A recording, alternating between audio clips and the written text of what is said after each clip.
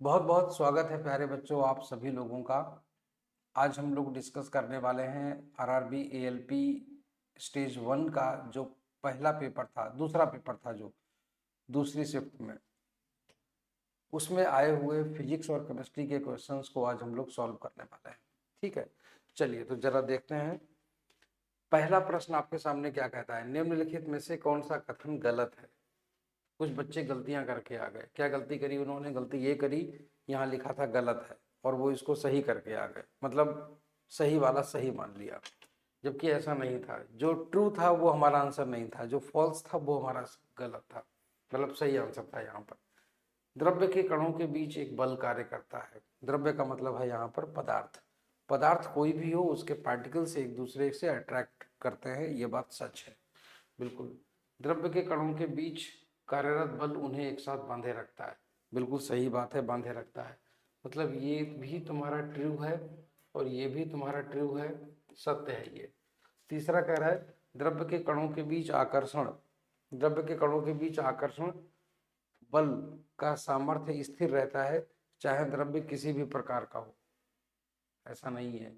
Solid के जो particles होते हैं उनके पार्टिकल्स एक दूसरे को स्ट्रांगली अट्रैक्ट करते हैं, और लिक्विड के पार्टिकल्स स्ट्रांगली अट्रैक्ट नहीं करते, गैस वाले तो बिल्कुल भी अट्रैक्ट नहीं करते। ठीक है, तो ये वाला ही है हमारा, जो कि यहाँ पर हमारा सही आंसर बनेगा, क्योंकि वो पूछ रहे गलत स्टेटमेंट क्या है। चौथा देख लेते हैं, द्रव्य के कणों के बीच आकर्षण बल की शक्ति अलग अलग द्रव्यों में अलग अलग होती है। बिल्कुल सही बात है ना। तो यहाँ पर जो हमारा जो सही बनेगा वो बनेगा तीसरा वाला। ठीक है, अगला क्वेश्चन देखिएगा। 10 मीटर लंबे तांबे के तार का प्रतिरोध R ओम है। 5 मीटर लंबे तांबे के तार का प्रतिरोध कितना होगा? मैंने आपको पढ़ाया था इलेक्ट्रिसिटी में कि तार का जो प्रतिरोध होता है वो उसकी लंबाई के समानुपाती होता है। लंबाई अगर दोगुनी तो प्रतिरोध भी दोगुना हो जाएगा। ठीक है, तो यहाँ पर जो रेजिस्टेंस तुम्हारा बनेगा, न्यू रेजिस्टेंस, वो तुम्हारा पुराने रेजिस्टेंस का आधा हो जाएगा। क्यों? क्योंकि तार की लंबाई भी कैसी हो गई है, आधी हो गई है। तो सही जवाब हो जाएगा तुम्हारा 0.5 ओम्स। ठीक है, अगला, कॉपर के वैद्युत अपघटनी परिष्करण में निम्नलिखित में से किस वैद्युत अपघटनी का उपयोग किया जाता है? देखिए, कॉपर को जब उसके अयस्क से निकाला जाता है तो विद्युत अपघटन के द्वारा निकाला जाता है, और विद्युत अपघटन में कॉपर के अयस्क में कॉपर सल्फेट होता है, और उसी का ही हम लोग विद्युत अपघटन करते हैं, जिससे कि जो जिसमें जिस बर्तन में ये प्रक्रिया कराई जाती है उसके जो कैथोड वाला पार्ट होता है मेटल, वहां पर जमा हो जाती है। ठीक है, अगला क्वेश्चन है, निम्नलिखित में से कौन सा विकल्प थॉमसन के परमाणु मॉडल में पाए जाने वाले परमाणविक कणों को दर्शाता है? देखिएगा, थॉमसन के परमाणु मॉडल में थॉमसन ने हम लोगों को बताया था कि परमाणु जो होता है वो तरबूज की तरह होता है। जैसे तरबूज का जो लाल हिस्सा होता है, बिल्कुल वैसे ही कोई भी परमाणु होता है उसका भी एक ऐसा ही ठोस हिस्सा होता है, और वो धनात्मक भाग होता है।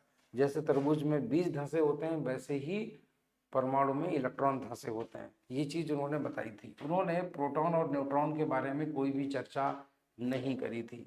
उस समय तक सिर्फ इलेक्ट्रॉनों की खोज हुई थी जो इन्होंने बताया था। ठीक है, अगला देखते हैं, निम्नलिखित में से कौन सा समांगी मिश्रण का एक उदाहरण नहीं है? नहीं है पूछ रहा है। ठीक है, ठीक है, समांगी मिश्रण को हम लोग जनरली विलयन भी कहते हैं, मतलब एक सॉल्यूशन भी बोलते हैं। ठीक है, तो जल में कॉपर सल्फेट का चूर्ण, ये भी एक सॉल्यूशन है। ठीक है ना, ये भी एक सॉल्यूशन है, होमोजीनियस है। ठीक, अच्छा, दूसरी चीज, जल में ये भी तुम्हारे एक होमो सॉल्यूशन है। जल में ना, जल में तेल नहीं, जल में घुला हुआ साल्ट, मतलब जैसे लवण। जल में तेल मिल ही नहीं पाता है, जल में तेल नहीं मिल सकता, ये दोनों अलग अलग दिखाई देंगे। जब कभी भी बात करें होमोजीनियस मिक्सचर की, तो होमोजीनियस मिक्सचर में दोनों, मतलब जो सॉल्वेंट होता है, जो सॉल्यूट होता है, मतलब जो घुलने वाला पदार्थ है वो, और जिसमें घुलना है वो, दोनों दिखाई नहीं देते एक दूसरे को, एक दूसरे को अलग अलग नहीं देख सकते। ठीक है, तो यहाँ पर जो हमारा सही जवाब होगा वो होगा तुम्हारा part number 3, oil in water. ठीक, ऑयल इन वाटर, ये दोनों अलग अलग दिखाई दे जाएंगे। अगला क्वेश्चन कह रहा है कि जब किसी वस्तु को अवतल दर्पण के सामने 20 सेंटीमीटर की दूरी पर रखा जाता है तो दर्पण के वक्रता केंद्र पर वास्तविक प्रतिबिंब बनता है। ठीक है, इसी ये है तुम्हारा अवतल दर्पण इस तरीके का, ठीक है। और ये है इसकी प्रिंसिपल एक्सिस, मुख्य अक्ष, ठीक है। ये है इसका वक्रता केंद्र सी, ठीक है।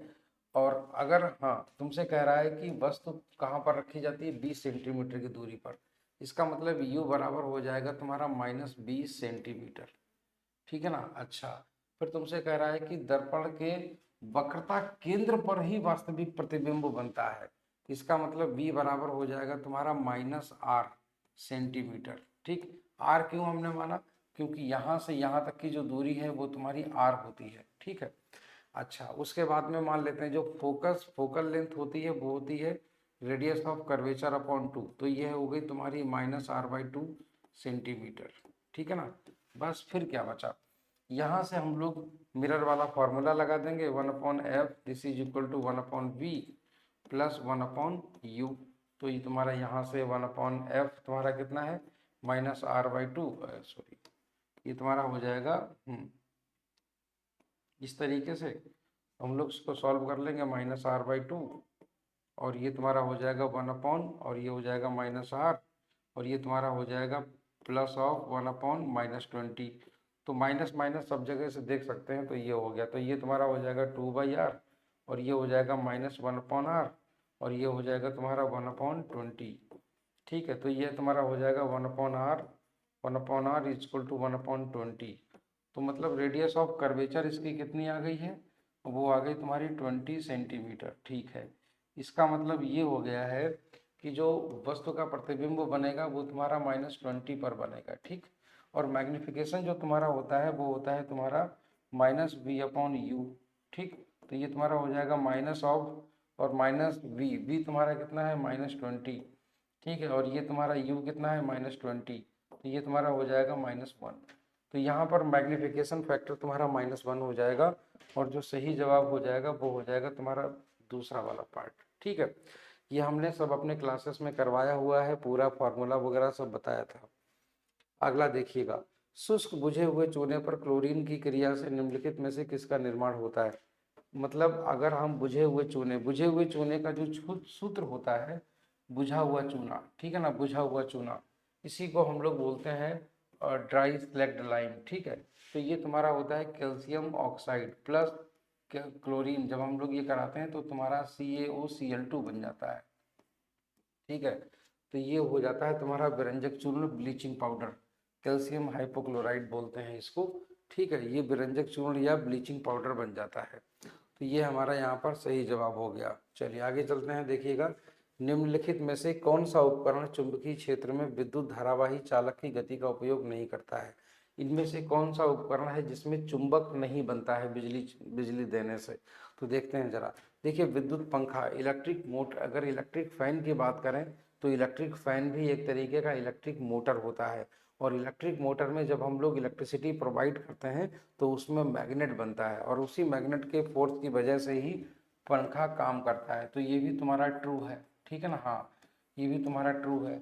और इलेक्ट्रिक मोटर ये भी तुम्हारा ट्रू है, क्योंकि विद्युत पंखा भी तो इलेक्ट्रिक मोटर ही होता है। विद्युत हीटर, विद्युत जनित्र बोले तो जनरेटर, ये इसको बोलते हैं जनरेटर, तो ये भी तुम्हारा ट्रू है। जब तक जनरेटर में मैग्नेट नहीं होगा तब तक बिजली नहीं बन सकती, ठीक है। और विद्युत हीटर है, इसी में मैग्नेट नहीं बनता है, तो जो सही जवाब होगा हमारा वो है तुम्हारा इलेक्ट्रिक हीटर, है ना। तो ये तुम्हारा सही जवाब हो गया। अगला देखिएगा, जब हम बस में सफ़र कर रहे होते हैं तो अचानक बस रुकने पर हम आगे की ओर बढ़ने लगते हैं, ऐसा किसके कारण होता है। मैंने आप लोगों को जब बताया था क्लास में न्यूटन के गति के नियम, तो मैंने फर्स्ट लॉ ऑफ मोशन जब आपको बताया था, गति का प्रथम नियम, तो उसमें मैंने आप लोगों को जड़त्व के बारे में भी मैंने आपको बताया था, और ये ऐसा जड़त्व के कारण होता है, ठीक है ना। चलिए, क्योंकि वस्तु अपनी अवस्था में परिवर्तन अचानक से नहीं कर पाती है, और इसके किसी भी वस्तु के इसी गुण को हम उसका जड़त्व कहते हैं, ठीक है। चलिए अगला देखते हैं, मोटर द्वारा प्रति एकांक समय में किया गया कार्य, ठीक है। तो हम लोग जानते हैं कि जो तुम्हारा कार्य बटे समय होता है, कार्य बटे समय, इसको हम लोग बोलते हैं शक्ति, क्या बोलते हैं, इसको हम लोग शक्ति बोलते हैं, ठीक है। तो सही जवाब हो जाएगा तुम्हारा पावर, ठीक, इसका सही जवाब हो गया पावर। चलिए आगे की तरफ चलते हैं, जब किसी अपारदर्शी वस्तु पर प्रकाश आपतित होता है तो हम उसकी ज्यामितीय छाया देखते हैं। ऐसा किसके कारण होता है? देखिए, न्यूटन ने यही चीज बताई थी कि कोई भी वस्तु है, अगर उसके ऊपर प्रकाश डाला गया है और उसके आजू बाजू से सब जगह से प्रकाश निकल के सामने बन गया, जमीन पर चला गया, तो वहां वहां उजाला हो जाएगा, मगर जिस वस्तु पर प्रकाश गिरा था उस उतनी जगह छोड़ करके बाकी सब तो उजाला था, और ऐसी उसकी छाया बन जाती है। तो ऐसा इसीलिए होता है क्योंकि हम लोग जानते हैं कि प्रकाश सरल रेखा पर चलता है। ठीक है, प्रकाश सरल रेखा पर चलता है, तो इसका चौथा वाला ऑप्शन सही है, ये हो जाएगा। प्रकाश एक सीधी रेखा में यात्रा करने के कारण ऐसा होता है, बिल्कुल सही जवाब है। 12वां, पृथ्वी के गुरुत्वाकर्षण बल के प्रभाव में किसी विशाल वस्तु के मुक्त पतन पर क्या होगा? कोई भी वस्तु है जब ऊपर से छोड़ दी जाए, जमीन के ऊपर से किसी ऊंचाई से छोड़ दी जाए, तो जैसे जैसे जमीन की तरफ जाएगी वैसे वैसे उसकी स्पीड बढ़ती चली जाएगी, और जमीन पर आने पर उसकी स्पीड मैक्सिमम होती है। ठीक है, तो वस्तु का द्रव्यमान नहीं घटता है, वस्तु का वेग नहीं घटता है, वस्तु का वेग बढ़ता है, वस्तु का द्रव्यमान में कोई परिवर्तन नहीं होता है।